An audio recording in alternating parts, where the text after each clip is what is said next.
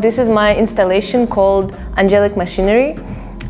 In this installation, I explore the boundary between artificial and organic, and I kind of put on the question whether machines have consciousness, and I mix projections and a lot of like digital art and digital videos with my actual like ink abstract paintings. Upstairs is my video game that we did last semester. It was our final project. It was like a walking simulator. I made a game for this exhibition. I wanted to do something different. I had this idea of actually doing something in VR because I was always interested in like new technologies. I wanted to start with something very simple, so I was like looking for the basics. Like actually I was researching how you can do Fruit Ninja in VR. If it was not for Catalyst, I would never made a video game, and I would never even considered that I'm interested in that sphere. Because after making a video game, I actually like started thinking, oh, this is actually like also something very cool and interesting. I really enjoy the program. It's interesting to actually experiment a lot with different softwares.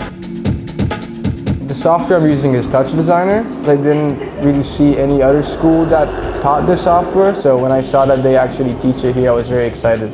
Right now, it's just kind of running through a AI connected to text kind of visualization, but whenever a person is in front of the Kinect sensor, then you can see himself being portrayed on the screen. It's audiovisual, so it's reacting to the audio that's playing. Touch Designer is like a little bit of a more complex but very different software where it's all real-time generative, and I think I'm going to have a long romance with it because it's amazing. I didn't know exactly that much about this field until I came to Berlin and realized how big it is. But yeah, like learning experimental visuals was always like interesting to me. For this film, I used mainly Unreal Engine 5. Everything that you see here is handmade from scratch. Only 2 or 3 things were downloaded from online libraries.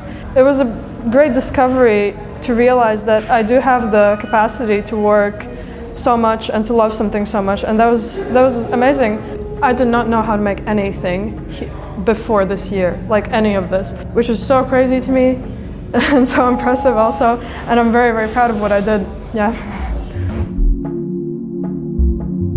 I figured out I kind of have an aesthetic, which is something that I didn't think I have. I always thought that everything I do is different, but I kind of realized here through creating a lot that everything is kind of connected somehow. Especially as a visual artist, usually you kind of work alone, especially in 3D, all you need is a computer and you can do things. But here I was kind of pushed into working with film students and music students, so that was pretty new.